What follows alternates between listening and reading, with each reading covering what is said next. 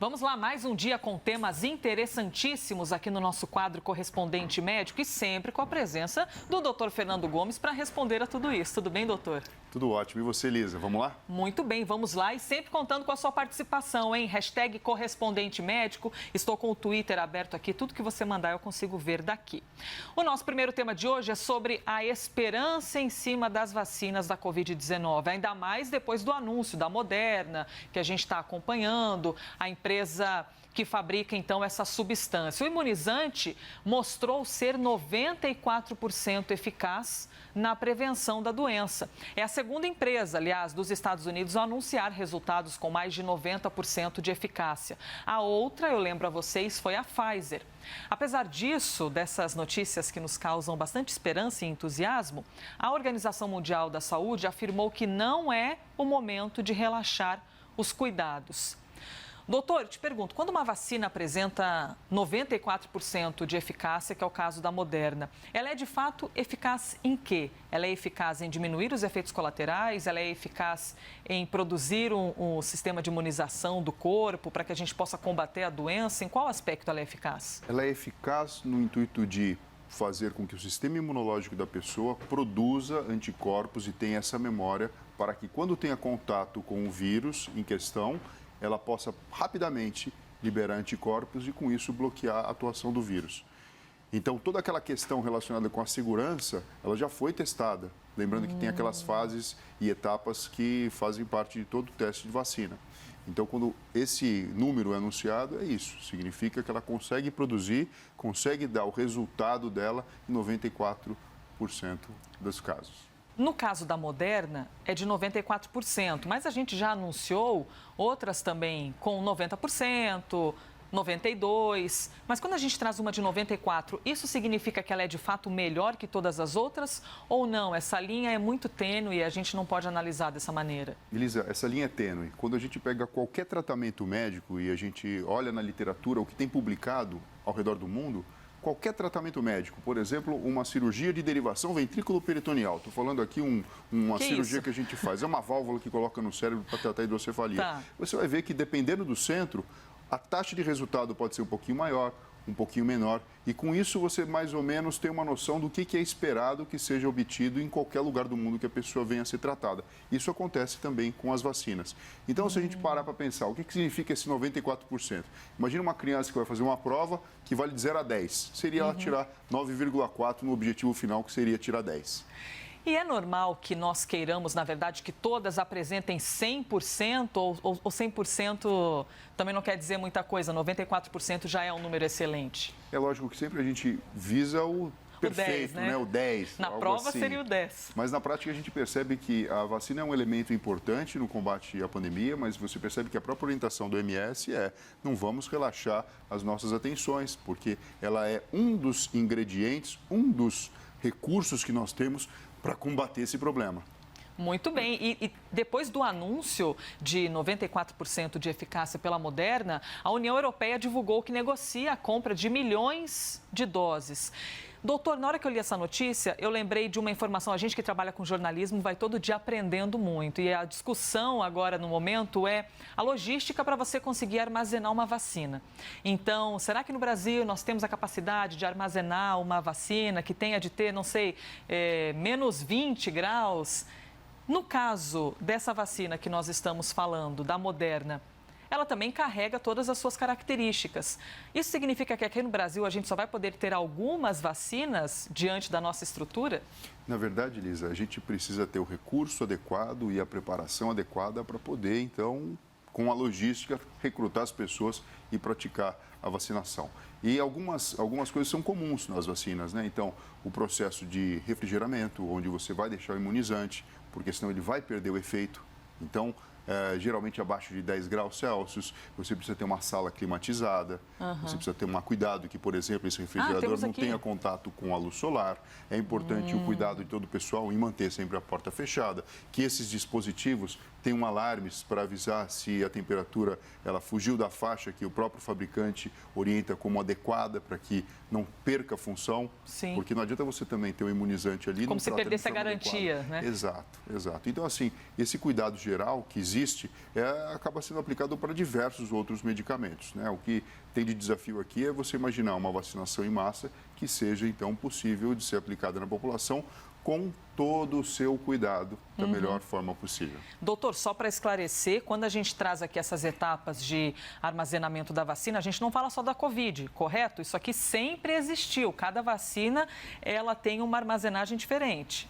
Exato, e para os remédios também, em geral. Você percebe que a própria farmácia ela tem todo um cuidado especial para guardar os elementos que são importantes depois para cuidar da nossa saúde. E, inclusive, na bula de cada medicamento, se você olhar, ali tem especificações. Olha, isso aqui não deve ser mantido perto de lugar úmido, de lugar quente, dentro dessa faixa de temperatura, porque é um produto químico que ele pode, na verdade, degradar mais rápido ou não. Por isso que também tem o prazo de validade, sendo que o prazo de validade ele existe e foi estudado e é estudado sempre que é produzido um medicamento baseado na existência dos respeito a todos esses critérios, por exemplo, com condições de umidade e temperatura. Muito bom. Você tem alguma dúvida? Quer mandar a sua pergunta? Mande pela hashtag correspondente médico. Eu fico aqui ouvindo o doutor e também sempre olhando para o tablet para ver as mensagens que vão chegando. Ainda falando sobre a Covid-19, foi divulgada uma informação no que diz respeito à circulação da doença. Um estudo feito no Instituto Nacional de Câncer de Milão, na Itália, mostrou que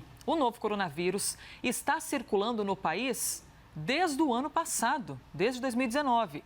Em um teste de rastreamento de câncer de pulmão, os pesquisadores descobriram que pacientes desenvolveram anticorpos contra a Covid-19 bem antes de fevereiro.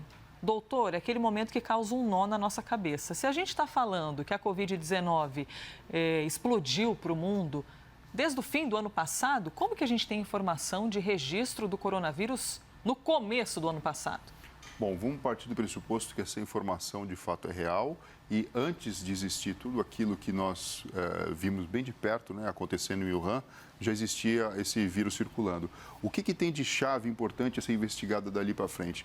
Por que Wuhan, então, representou o epicentro? O que houve ali que permitiu a ebulição e a própria divulgação e aparecimento da doença com essa transmissão e com toda essa característica? Porque se existia antes, a minha pergunta, e eu acredito que a sua e de todo mundo que está assistindo a gente, é por que então o epicentro inicial, onde tudo começou, não foi na Itália e acabou sendo na própria China? Então a gente percebe que elementos científicos vão aparecendo, é importante que isso venha a acontecer, é importante que a gente, obviamente, cheque os resultados de todas as pesquisas e informações que venham a aparecer dentro desse contexto, porque de repente a gente pode ter alguma resposta muito interessante do o que aconteceu em Wuhan que propiciou que ali fosse, então, o começo de tudo. Essa explosão? Exato. Pois é, e a divulgação dessa informação, doutor, de que, ao menos pelo estudo italiano, de que há o registro de que em fevereiro do ano passado já tem havido ali uma disseminação da Covid-19, isso ajuda em qual aspecto a ciência? Ajuda para que a gente possa entender a característica biológica do vírus e quais são os detalhes relacionados tanto à genética da população na produção dos seus próprios anticorpos e características climáticas da região que podem justificar o fato de, mesmo existindo antes esse vírus circulando, ele não foi suficientemente capaz de, naquele momento, provocar o início da doença, o que se postergou para o aparecimento em Wuhan. Então, assim, é isso que precisa ser explicado e esclarecido. E se a gente entende isso, você imagina estratégias talvez mais eficientes para se bloquear o avanço da pandemia vão surgir dentro do nosso contexto. Então, aqui a gente fala como uma verdade absoluta a questão do distanciamento social, lavar a mão, botar máscara. Mas será que existe algum outro elemento a mais? Será que alguma coisa naturalmente aconteceu na Itália antes para que isso não acontecesse? É lógico que a Itália ela sofreu bastante depois, mas sofreu depois, porque antes aconteceu toda a explosão na própria China. Olha, já estou ansiosa por todas essas respostas. Assim que a ciência divulgar todos esses questionamentos, com toda certeza traremos aqui para repercutir com o senhor, viu, doutor? Essas perguntas ainda sem respostas. Temos agora um próximo tema e é uma boa notícia, hein, que envolve o câncer de útero, um dos que mais matam no mundo. Aqui no Brasil, num ranking, né, dos cânceres que mais matam, pelo menos entre as mulheres. O primeiro é o câncer de mama e o câncer do colo do útero está em 4º lugar. A Organização Mundial da Saúde está lançando uma estratégia que promete erradicar o câncer de colo de útero, que é o 4º tipo, como eu disse, que mais mata aqui no Brasil. Isso segundo dados do INCA. O objetivo é reduzir a taxa média da doença em 10% até 2030 e torná-la rara até 2060. Isso já aconteceu em doenças como varíola, poliomielite e a paralisia infantil. Doutor, como é que funciona esse tipo de estratégia, ainda mais assim a longo prazo, né, pensando para daqui a mais de 10 anos? Você percebe que é muito interessante, né? O planejamento ele precisa acontecer num horizonte de tempo. Não adianta a gente chegar em 2060 e querer ter resultados sem a gente não ter dado o primeiro passo, né? E essa questão de estabelecer limites, prazos e metas e objetivos é extremamente importante. Bom, o câncer de colo de útero tem uma grande relação com o HPV, que é um vírus que acaba tendo uma circulação muito comum através da atividade sexual em toda a população, ele tem diversos subtipos. E quando você faz o diagnóstico precoce, quando você trata lesões que inclusive são assintomáticas, então a mulher não está sentindo sintoma algum.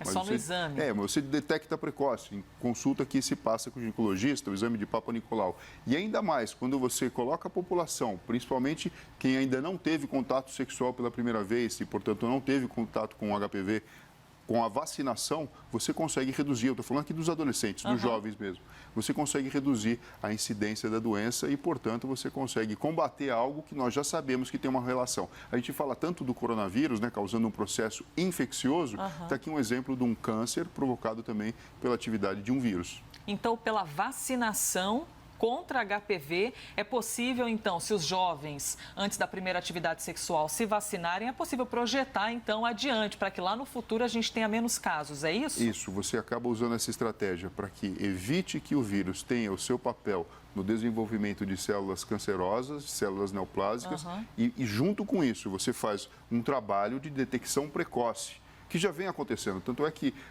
o próprio público feminino tem muito mais o hábito de fazer a sua visita frequente ao ginecologista. Sim. A gente acabou de falar aí do Outubro Rosa em relação ao câncer de mama.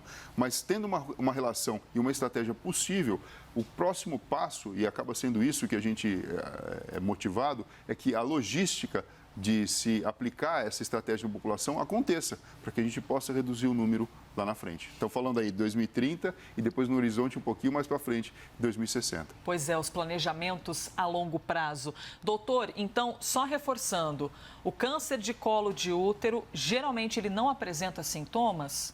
Ou ele pode apresentar sintomas no estágio mais elevado? No estágio mais elevado, você pode imaginar uma lesão que acometa essa região, que é no fundo da vagina, antes de entrar no próprio útero.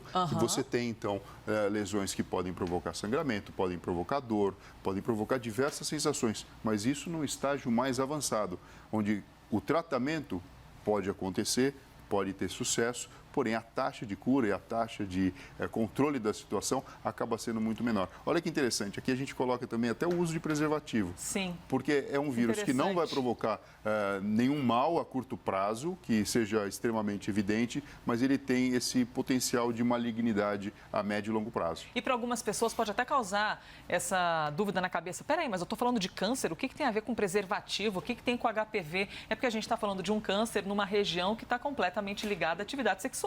Exato, e porque o vírus acaba entrando em contato com células que estão se multiplicando naturalmente, as células do nosso corpo elas se dividem, isso faz parte, o nosso cabelo cresce, a nossa mucosa do aparelho respiratório ela é trocada, do aparelho digestivo também, e também de todo o aparelho uroginecológico. Então o que acontece é que o vírus, uma vez tendo contato com isso, ele pode influenciar no material genético e uma célula que deveria dividir para uma célula normal pode dividir para uma célula cancerosa.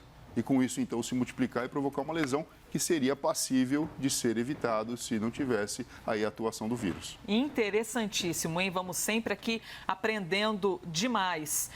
Deixa eu ver aqui uma pergunta Bom, aqui, ó, o Patrick Lucena, ele está fazendo uma pergunta em relação à questão que a gente trouxe de vacinação, todo esse sentimento que desperta na gente de esperança, mas ao mesmo tempo de não perder os hábitos. Ele diz o seguinte: o que temos de mudar na rotina depois de tomarmos a vacina para a Covid-19? Isso nós ainda vamos observar no futuro, mas assim, a princípio, doutor, porque fica aquela ideia de tomou a vacina, é vida que volta ao normal, só que não. Não, só que não. Na verdade, vamos imaginar que hoje já tem a vacina aqui e todo mundo pode ser vacinado. Isso é uma estratégia a mais. Então, a questão do distanciamento social, do cuidado com a higiene, é algo que veio para ficar. Talvez daqui a alguns meses, depois dessa vacina ter sido aplicada e a gente ter observado de fato a redução, uma flexibilização maior, lá até com a utilização, eu imagino o seguinte, de máscara primeiro e depois os outros cuidados venham a acontecer. Mas eu acho que isso acaba não sendo a preocupação mais importante que a gente deveria ter agora, né? Pois é, precisamos estar vivos e com saúde, né? O resto a gente vai vendo aí, torcendo pelo avanço da ciência sempre. Doutor Fernando Gomes, obrigada por mais um dia. Obrigado e até breve e até mais. E a você que participa sempre pela hashtag Correspondente Médico, o nosso muito obrigado. É sempre bom ter a sua participação neste que foi mais um Correspondente Médico.